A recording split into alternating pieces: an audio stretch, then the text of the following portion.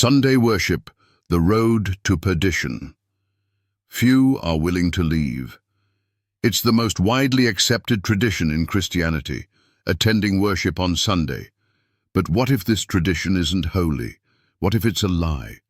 What if it's a road paved with good intentions that leads straight to perdition?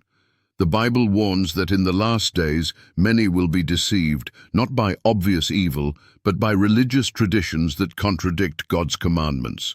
And Sunday worship, though embraced by billions, is one of the clearest examples.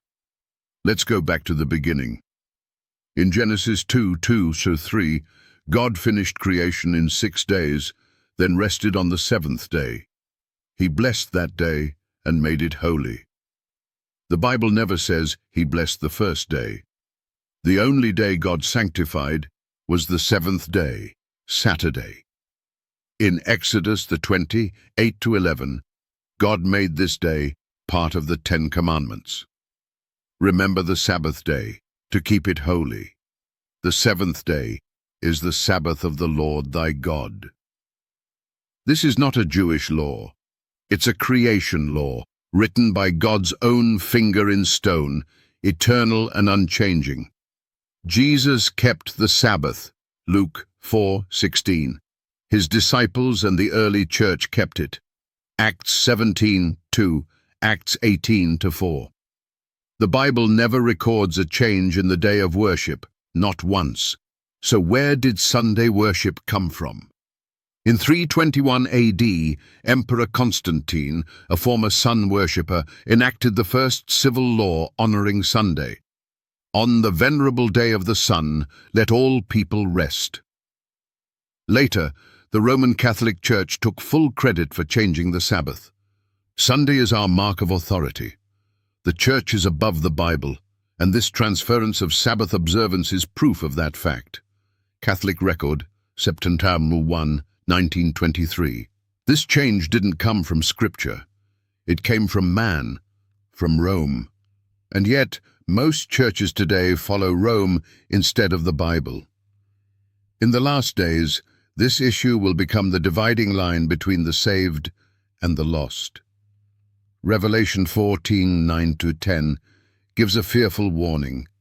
If any man worship the beast and his image, the same shall drink of the wine of the wrath of God.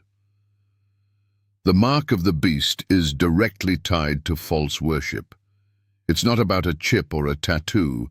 It's about who you obey, God's commandments or man's traditions.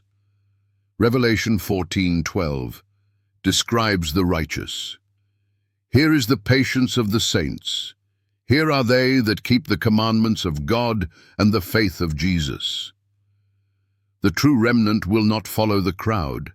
They will follow Christ, even if they must walk alone. Now, the challenge. Disprove that God sanctified the 7th day at creation. Disprove that Jesus and the apostles kept the Sabbath.